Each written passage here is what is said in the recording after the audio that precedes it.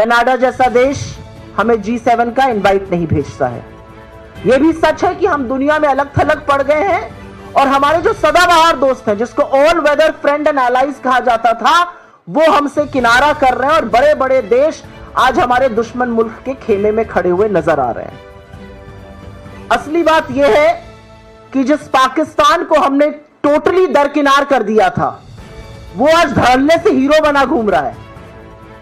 उसको विश्व के तमाम मल्टीलैटरल एजेंसीज में प्रतिनिधित्व का मौका मिल रहा है। वो संयुक्त राष्ट्र में कमिटियों का चेयरपर्सन बन रहा है। असलियत यह है कि उसको मल्टीलैटरल एजेंसीज एक के बाद एक आर्थिक सहायता दे रही हैं और हम कुछ नहीं कर पा रहे हैं। आज के दिन प्रधानमंत्री नरेंद्र मोदी कश्मीर गए हैं। यह अलग बात है कि वो पिछले 45 दिनों में उन्होंने एक बार भी कश्मीर की ओर झांका तक नहीं।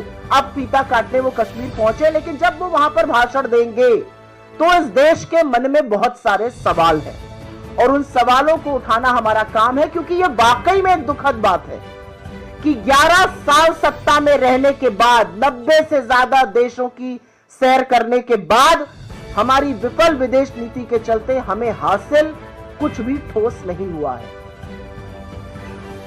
कूटनीति या डिप्लोमेसी या फॉरेन पॉलिसी जिसको कहते हैं, इसका मतलब लाल लाल आंखें डालकर लेजर की रील बनाना नहीं होता है। कूटनीति का मतलब होता है कि आप विश्व में भारत का हित सर्वोपरि रखिए। कूटनीति निरंतर होती है, ये खोखले दावे नहीं होते हैं। अगर विदेश नीति विफल ना रही होती तो मुझे यह कहने में कोई भी संशय नहीं है कि देश, इस दुनिया के तमाम मुल्क हमारे साथ मुस्तैदी से एकजुट होकर खड़े रहते। उसके बाद कल डोनाल्ड ट्रंप जी ने लिखकर बताया कि उन्होंने 1.5 घंटे चीन से बात करी, ट्रेड पर चर्चा हुई, तमाम बातें हुई। उसके बाद दोनों मुल्कों ने एक दूसरे को आमंत्रित किया और सही भी है, आमंत्रण से ही जाना चाहिए। बिना आमंत्रण के कहीं पहुंच जाओ तो कोई आपको लेने ही नहीं आता। गए तो थे मोदी जी अभी थोड़े दिनों पहले, उसी दिन 4 लोगों को दरवाजे तक लेने ट्रंप आए थे, मोदी जी को लेने नहीं आए थे। ये असलियत है कि ये देख के दुख होता है हमारे प्रधानमंत्री के बारे में।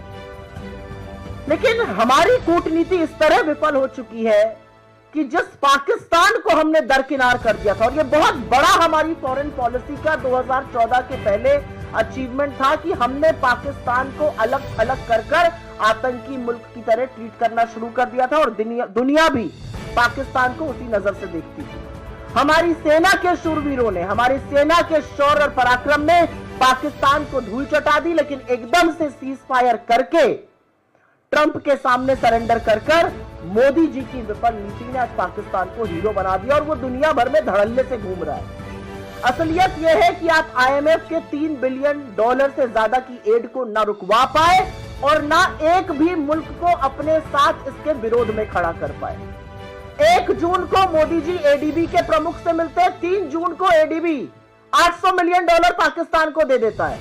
हम बड़ी बड़ी बातें हाँकते हैं वर्ल्ड बैंक के सामने, हम वर्ल्ड बैंक का ब्यौरा दिखाते हैं। वर्ल्ड बैंक पाकिस्तान को $40 बिलियन वहां पर निवेश करने जा रहा है, हम कुछ नहीं कर पा रहे हैं।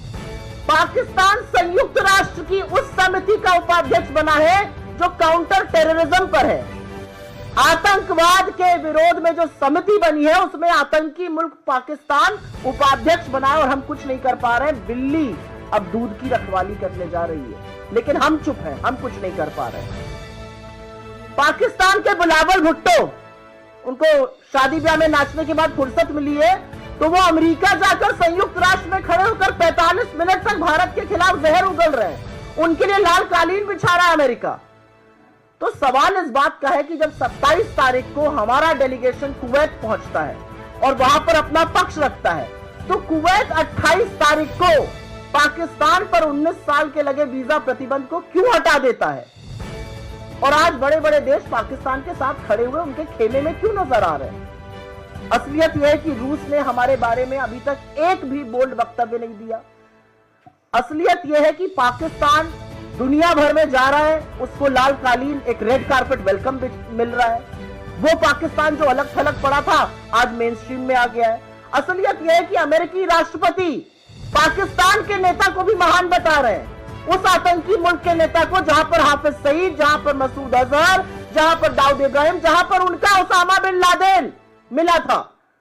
वो आज महान देश हो गया है और पाकिस्तान और हिंदुस्तान का नाम एक ही सांस में ले रहे हैं, हमारे समकक्ष लाके हमारी बराबरी में लाकर खड़ा कर रहे हैं, हम उस पर कोई प्रतिकार नहीं कर पा रहे हैं। हमारा सबसे बड़ा फॉरेन पॉलिसी का ये क्लेम था 2014 के पहले कि हमने हाइफनेट कर दिया था, हिंदुस्तान और पाकिस्तान का नाम कोई एक साथ ले ही नहीं सकता था। आज वो डिहाइफनेशन हो चुका है। अमेरिका टर्की से $300 मिलियन की डील कर रहा है, वो टर्की जो पाकिस्तान को हमारे खिलाफ असलहे दे रहा था। हम कुछ नहीं कर पा रहे, हमारी विदेश नीति बिल्कुल चुप बैठी है।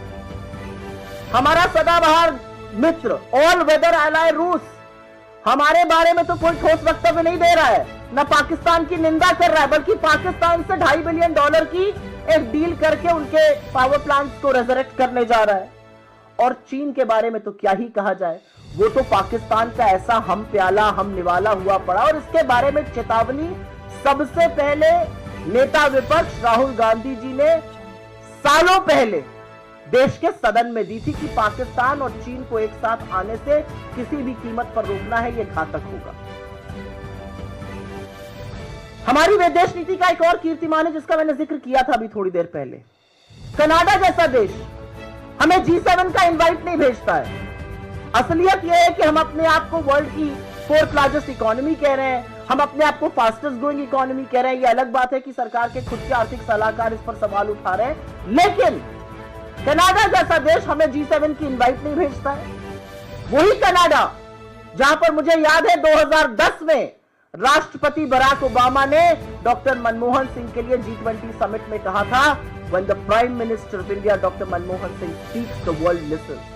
जब मनमोहन सिंह बोलते हैं तो दुनिया उनकी बात सुनती है। ये बात कनाडा के सॉइल पर कही गई थी और आज वो कनाडा की हिमाकत है कि हमें G7 का न्योता आमंत्रण नहीं भेज रहा है। और अंत में मुझे एक बात का बहुत दुख है और ये दुख मैं आपके साथ जरूर साझा करना चाहती हूं। हमारी विदेश नीति की सबसे बड़ी विफलता ये है कि हमने बड़े बड़े डेलीगेशंस बनाए, हमने वो बड़े बड़े डेलीगेशंस दुनिया के कोने कोने में भेजे अपनी बात को पहुंचाने के लिए, लेकिन हमारा विदेश मंत्रालय उन डेलीगेशंस की मुलाकात ना राष्ट्राध्यक्षों से करा पाया, ना प्रभावी ओपिनियन मेकर्स से करा पाया। वो लोग वहां पर गए, वहां पर वो हमारी ही एम्बेसी में भारतीय मूल के लोगों से मिल रहे हैं, वो अंडर सेक्रेटरीज से मिलके आए हैं, वो फॉर्मर मिनिस्टर्स से मिलके आए हैं, कुछ स्टेट मिनिस्टर्स से वो मिले हैं। तो आज सवाल इस बात का है कि वो म्यूजियम देखने गए, उन्होंने यूनेस्को की कुछ वर्ल्ड हेरिटेज साइट देखी, नॉत्र डेम का चर्च देखा, गाना बजाना हुआ, पुराने फिल्मी गाने गाए गए, बड़े बड़े डिनर हुए, खूब पिक्चरें खींची गई, लेकिन हमें मिला क्या? और ये हमारी विदेश नीति की विफलता है कि आपने अपने सांसदों को भेजा और उनको आप एक राष्ट्राध्यक्ष से नहीं मिला पाए। तो आज सवाल यह है, आपने उनको कितने राष्ट्राध्यक्षों से मिलाया? हमें क्या ठोस हासिल हुआ? कितने राष्ट्र जहां पर हमारी ये डेलीगेशंस, जहां पे हमारे सर्वदलीय मंडल गए थे, उन्होंने हमारे पक्ष में उतर के बयान दिया? कितने राष्ट्रों ने पाकिस्तान के आतंकियों को शरण देने की निंदा करी? कितने राष्ट्र आज खुल के हमारे साथ हैं?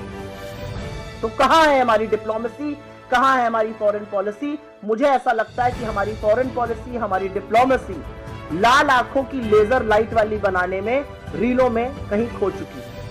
क्योंकि जयशंकर जी की प्राथमिकता, बाकी मंत्रियों की प्राथमिकता इस सरकार में है लेजर आंखें बनाते हैं, लाल लाल आंखें दिखती हैं, और डिप्लोमेसी उसको कहा जा रहा है। वो डिप्लोमेसी नहीं है, वो रील बनाना है।